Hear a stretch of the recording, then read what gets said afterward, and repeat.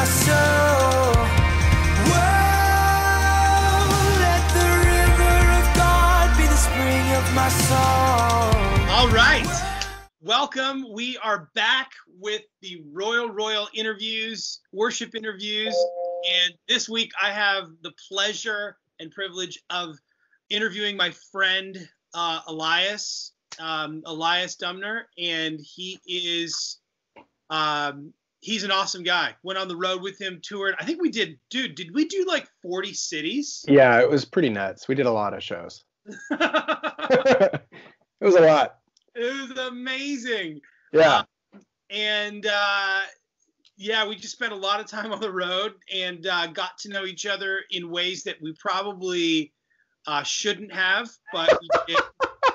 And nothing immoral, folks. No. There is a 2 a.m. Walmart stop with a motorized wheelchair that seems to be vaguely familiar. I have to fuzzy on the details, but well, they didn't call the police. That's right. Nobody got in trouble. Exactly. So as far as I'm concerned, everything was kosher. Well, dude, like I said, it's so great to have you. And basically, I just want to, I love the way your mind thinks, and I know you're a thinker. And so this conversation's it might go, it could go anyway. It could go anywhere. But I wanted to start off just by finding out where you're at. And I know you're living in Nashville, right? Mm-hmm. Yep. You're not an American citizen, though. No, I'm not. No. Right? So there's some it's almost like stealing, something. There's a thrill. There's a thrill living. Yeah, maybe. There's a bit of, based on my relationship with the immigration and IRS, I'm not sure that I'm stealing much of anything. It seems to be going the other way. So we're here. We've been here. This will be our 6th year. So we moved in 2013. And now at this point, when my wife and I, Megan, my wife, and we have 5 kids, and our youngest was born here. So he's now 3. And just kind of, we've laid down our roots. I've helped to plant a church just kind of a few blocks from my house, which has been an adventure. We often call it, building the plane while we fly it, because, 3 years ago, there was 40 people in my friend and pastor's living room 6 doors down from my house. And now, the church is roughly 1,000 people. And so it's just been this really crazy thing. Yeah. And so I expected, I'm going to be leading worship every week. And now I lead once every 5 weeks, maybe, with a lot of great worship leaders involved and kind of training them up and discipling and that kind of stuff. So it's just kind of been really cool to be a part of that. And there's just, making music and all that stuff. So that's awesome. That's super cool. So you have, you were doing City Harmonic the last time that we went out.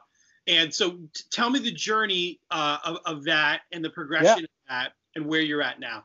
Totally. Maybe what I'll do is just give a quick recap of where the band came from. So we were from a city called Hamilton, Ontario, which is familiar to you and probably unfamiliar to a lot of folks that would know who you are. But I was born in Hamilton. Yes, of course, because everything good comes from it only spawns good. Yeah, exactly. As long as you don't swim in the bay, that's it. You're good. Yeah, exactly.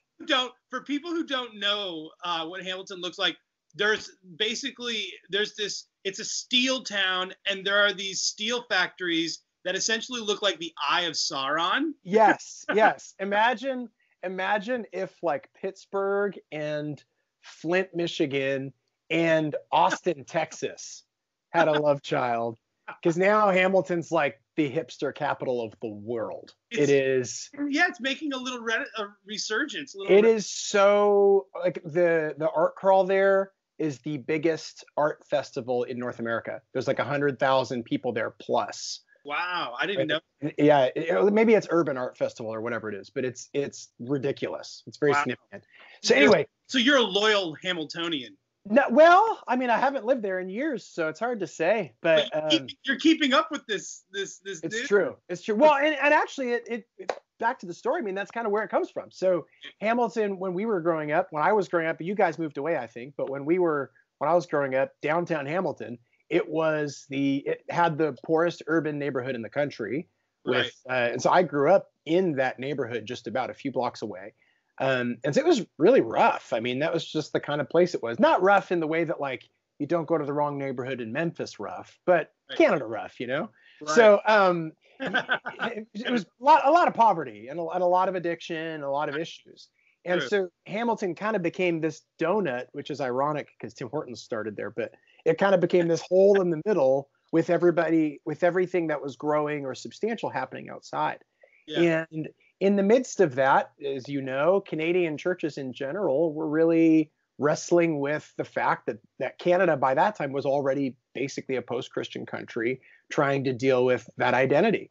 Yeah. And so what happened about 15 years ago now, more really, was that a few pastors started to pray together and gather together and say, what could it look like if we as churches started to do things together that the city could see was for the city rather than against the city, that we are for talking about Israel in captivity, in that sense of, plant your gardens, like invest in the good of the community you find yourselves, even in Babylon. Well, here we were in Hamilton.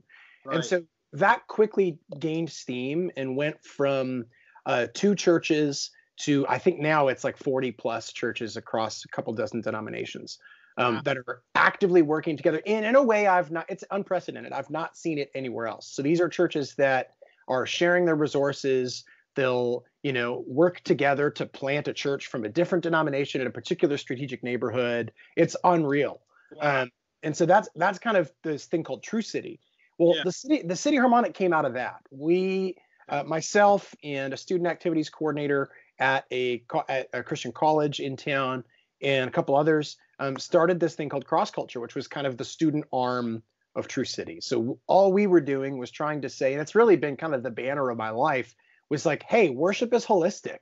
Right. We were really inspired by what was happening over with Soul Survivor and Mike Pilavachi and those guys. Yeah. And they did the big missions day in Manchester. I don't remember the year, but we sort of said, hey, we could do that exact same thing, get a bunch of college students and high school students together, do a little kumbaya in the morning, and then we'll just literally send them. We have no shortage of places. We had the most nonprofit service places in the country in Hamilton at the time. It was like well over 150. And so we just said, hey, we can get these students, group them up, and send them off to these missions and service organizations, which ecumenicalism and unity can be a difficult thing to work through. But one thing that churches can definitely agree on, assuming that we're broadly orthodox, is that, hey, we agree on the creeds, we agree on some of the basics of the Christian faith, the fundamentals, and we agree that we should be, achieving mission and serving our community, acting like Jesus. Yeah. And so as long as you can rally around those things, you can create a sense of unity because you can start with the common ground. And so that's what happened. We've got students out all day, and then we come back together at night and have a big sweaty, stinky worship night because everybody was, covered in paint and sweat and whatever else. And the City Harmonic was the house band for that. So that's where the band came from. So we were all from different churches. Okay. We were all from different denominations. So it was a very odd thing because the worship movement, however people want to look at that, is often comprised of large successful churches, individual churches, right? And therefore their worship teams. There's a bit of like an aspirational element to liking certain worship bands. It's almost like I'm going to, by appreciating this, I'm kind of wanting my church to be like that. Yeah. Whereas for us, that was never present because we were all from relatively small, by American standards, relatively small churches that were just working together missionally. Okay. Yeah. Right. That's fascinating. So you made it work. We made it work really well. And so we kind of retired in 2017, really with the intent of, the economics of a band and the reality of a band when we were fairly egalitarian in our kind of outlook, was just that like, hey, if we all want to have more time, to invest in our churches again, which had become practically impossible with the amount of travel we were doing. Yeah. We're going to either need to figure out how to make more money doing what we're doing now, which didn't seem feasible at the time, or wrap this up. And honestly, a big part of it too was we were kind of looking at the next record and saying, do we have more to say together at this point, or would we be better off closing this book and moving on? And it was actually not, the stereotype is that the lead singer goes off and does his solo thing and abandons the band. And in my case, it was quite different. The band at this point, Josh and Aaron came to me, and Josh was like, you need to go. Like, you go do your thing. Wow. And we will wrap it up. I'm going to take a job and work at my church. Aaron got a job at a church. Eric planted a church. I planted a church. And that was it. Wow. Yeah. So that'll happen. Now, your last album with them was 2017? Yeah, 2017. We put out a live record called Benediction Live that had we had always wanted to do a live record, and it just hadn't worked out. Yeah. And so we did that. It was genuine. We did no overdubbing. We didn't have any recording sessions after that. So that really is, for the most part, I mean, there might have been some, I don't know, tracks or whatever in there, but for the most part, it was that show in Hamilton, our last show. Dude, that's so cool, man. Yeah. So now you transitioned, you're in Nashville.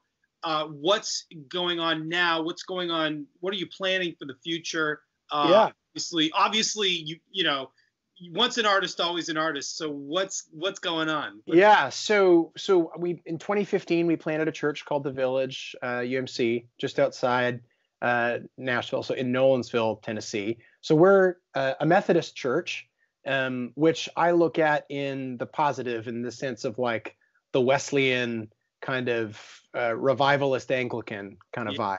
Yeah.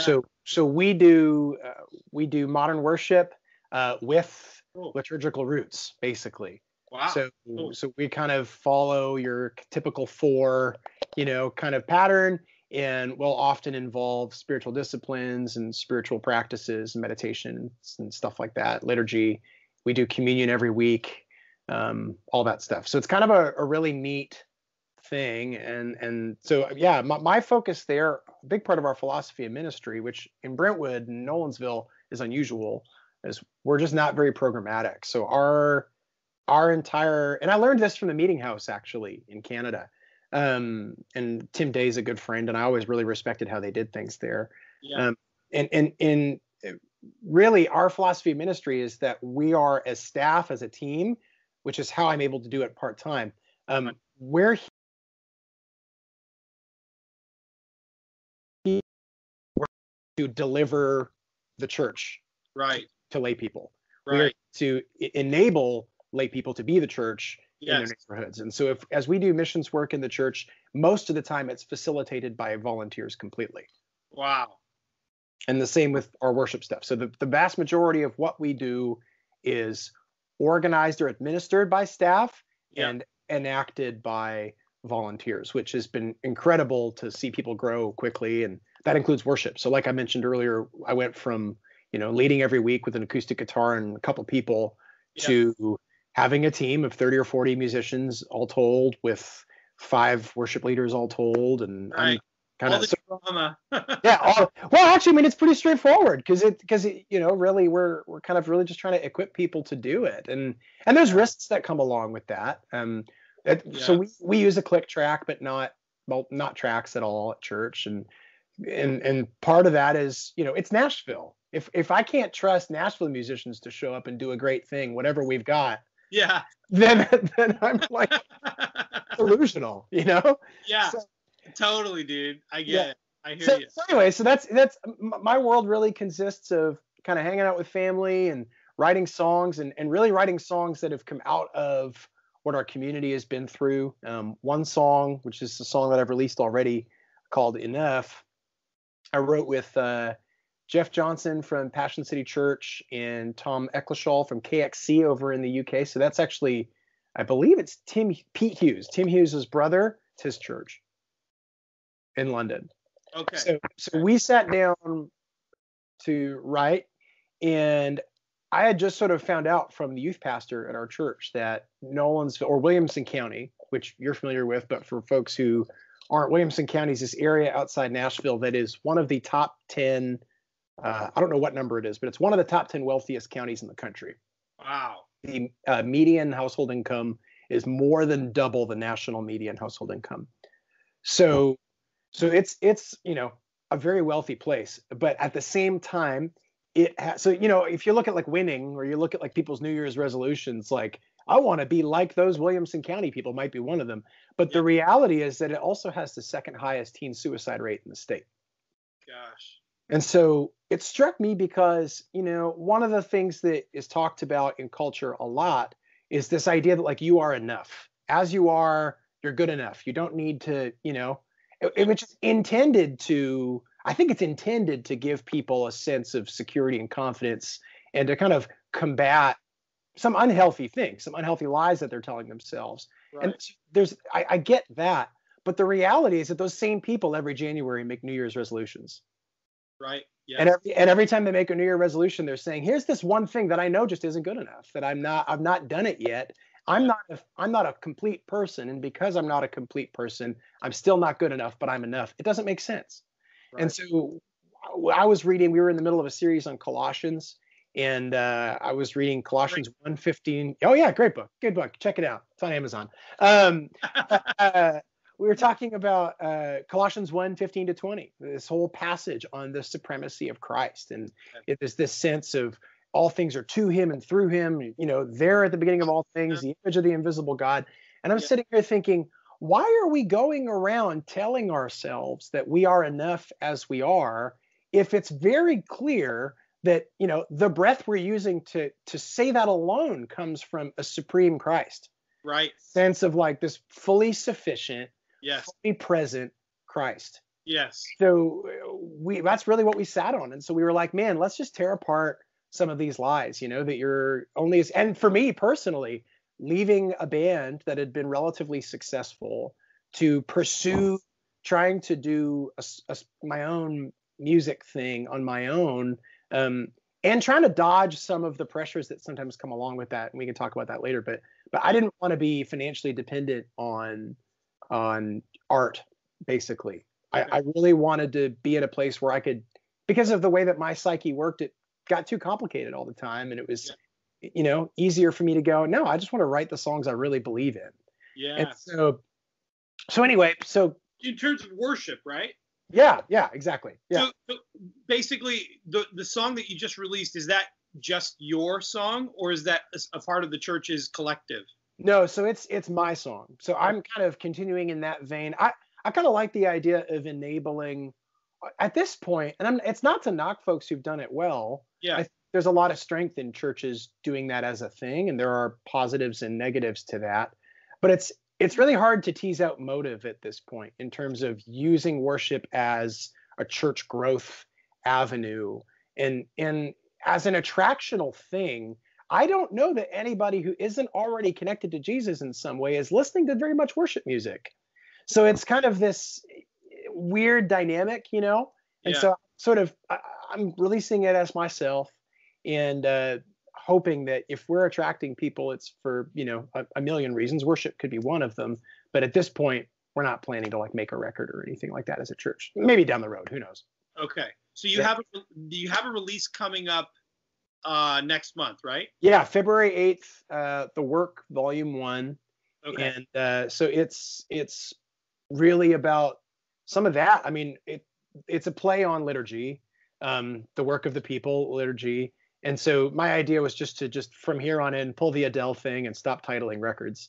But part of what that comes from is really like the work of the people, the idea that like what we do in liturgy is actually formative. And I think we sometimes think of discipleship as this like rational thing. If I learn new facts, then I'll have the willpower to be more like Jesus. But that's literally not like anyone's lived experience. So I think it's important that we recognize that sometimes just the practice of going through worshiping Jesus, putting our whole selves, allowing God to work in our whole selves, and allowing that to restore us and restore us together as the church, that thing in and of itself is a discipleship act. And the way I kind of put it is like disciples worship, In other words, if you see Jesus for who he is and you're trying to be like him, you worship him because of who he is. Yes. And so disciples worship and worship disciples. It's this kind of cycle of, if we see Jesus for who he is, then we find ourselves on our knees. And in finding ourselves on our knees, we become more and more like him. And so that's kind of really the theme of what I'm wrestling through on the record. It's a lot about pride, a lot about, learning not to find, I mean, if you think about it, worship and discipleship are kind of antithetical to the American dream. This sense of like the self-made person. Right. It hasn't, there's no room for grace. Right. Yeah, totally. So anyway, so that's kind of what the record's about and what NF is about. And it's been a fun process doing it independently. And for the last 2 years, I took a lot of time on it. That's awesome though, dude. And so that's coming out February 7th or February 8th? 8th. February 8th. Yeah. 8th. That's awesome, dude. I can't wait to hear it. Thanks, man. I mean, yeah, like, your experience has been kind of like very vast, I would say. I mean, kind of starting in Hamilton, but now moving to Nashville. Having like, how many years have you been at it? How many years have you been actually doing worship full time? Geez. Like as an artist of sorts? Yeah. So including City Harmonic, and then before that, 18, 19 years. Yeah, dude. So it's like, for you, this is your heart and soul that you're putting into this album. You know Totally. what I mean? Mm-hmm. Yeah. I know that you're coming at these songs from a perspective that is like strategic and intentional, Yeah. When I write, I typically just write, arbitrarily and randomly. I don't find that I write with a purpose. Right. But it feels like this album there's a real purpose behind this album. Is that? Oh, absolutely. But Yeah. I think some of that's personality. I'm just kind of, Maybe. You've known me long enough to know I'm a little bit that way. You are an intentional person. Yeah, I am. I'm a pretty intentional person, and not always as successful at that as I would like to be, which probably just makes some people mad. But I don't know. I think it's important to be thoughtful. I think that's it. I mean, and you are thoughtful. No matter, you might joke that you write randomly, but you and your brother are extremely intelligent people who, you're random. We've obviously fooled you. Oh, well, there we go. Perfect. Okay. I mean, no, come on. A Finocchio random is like somebody else's best work. I mean, it's great. You guys are awesome. And I love what you do. But it's been, I think it's exactly that. It's important to be intentional. Yeah. I think that's true, in thinking through our services and thinking through why we do what we do. And, right. Which is the nature of liturgy itself, right? Exactly. And so I think we've overlooked that as songwriters and as worship leaders. Yeah. And we start to think of ourselves as a lightning rod, but we don't conjure worship. Yeah. We're joining into what's already happening. Right. I mean, that whole kind of sense, I think it's Revelation 4, maybe, talking about the throne room. I mean, N.T. Wright talks about that as like this thing that's already there. Yeah. Already present. There's this always sentiment to that as worship leaders, I think we like to give ourselves a bigger role in the thing than we deserve in a sense. So moving into maybe a different vein, mm-hmm. but kind of keeping that same idea is like, how would you describe your ideal worship set or your ideal worship experience? Like, would it be this form that you're involved with now? Would it be something maybe a little bit more, if you could put something together for one night that would just like set the bar for every other service, what would it be? What would it look like? So there's a catch-22 to that, in that I think it is reciprocal with the room. Okay. So I don't think you can master plan the perfect worship service, for one. Okay. But I do think it's holistic. I think that's the main thing. Heart, soul, mind, and strength. It is physical, emotional, intellectually stimulating. Like, it is like the perfect worship service would look at humans as humans. Right. not humans as soul boxes or humans as machines or Yeah. humans as brains on a stick, humans as complicated, nuanced things that they are. Yeah. And I think that's why, like, so much when I say that worship and discipleship are kind of, twins in a sense, that they're codependent at the very least. I don't actually necessarily mean that one worship service can do the job, because I've been reading a lot about how people learn and how people retain information and how people, particularly about how people change their behaviors. I mean, a lot of the prophets are writing about, you believe a thing, but you do the opposite. Yeah. So much of discipleship has to be behavior change. How do we enact actually doing the things we say we believe, right? Yeah. And so that is born predominantly not of information, but habit and routine.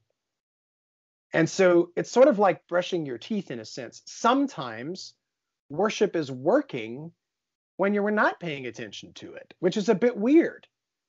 You know what I mean? Like, if you're still thinking, one Mississippi, two Mississippi, while you're brushing your teeth when you're 35 years old, it's kind of like something's gone wrong, So, but sometimes we expect of, as human beings, we make those habits and those routines of everything in our lives, but we expect somehow that spiritual experiences are only real when they're scintillating. Right. Like when they're ecstatic. Yes. But every world religion has ecstatic experiences. So it's important for us to recognize that, like, in that process, in that habit and routine of worship, that we are rewiring our brain and our bodies and our spirit every time, even when we don't feel it, and maybe even especially when we don't feel it. Right. And so the ideal sense of worship for me is in both of those things. It's in that tension of saying we're humans together in a room doing this on purpose. We've somehow built a culture where people are bringing their whole selves to the table in this moment. And what we've prepared for people to do together is holistic in its nature. It's physical, it's thoughtful, it's emotional, it's spiritual, it's all those things. So would you say that there are some maybe trends that you're trying to combat, obviously, with that? Like, is there something that you're working specifically against, or is it something that you're working specifically for within the culture of worship? I would like to think I'm more for than against, but I'm also Canadian, so that has to be the next thing out of my mouth. Yeah, exactly. You're naturally a passive. Oh yeah, that's how people describe me. You like to get along with everybody. I mean, I'm not necessarily. Well, maybe I am against some things, but I think, like. But what I mean is within that framework, everything you just described. Yeah. Are there things within the worship industry that you're noticing as trends that are negative? Well, there's a couple things. One, we sort of seem to be playing two sides of a coin. One is that we've kind of made discipleship a rational exercise. And so we've kind of relegated it to the sermon. Discipleship is what happens when the pastor is preaching. Right. Or when they're talking about a Bible study, or and all the learning science in the world says this is not the case.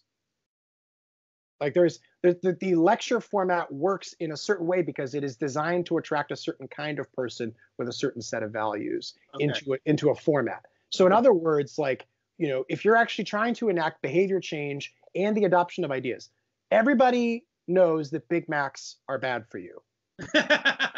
Nobody is thinking, I really think I'm going to make a healthy choice right now. Give me the large Big Mac meal. Nobody. There's nobody saying this. Right. But everybody, I mean, it's very common. The number on the McDonald's sign goes up daily. So it's clear that information and even deep understanding of information doesn't necessarily shape what we do about it.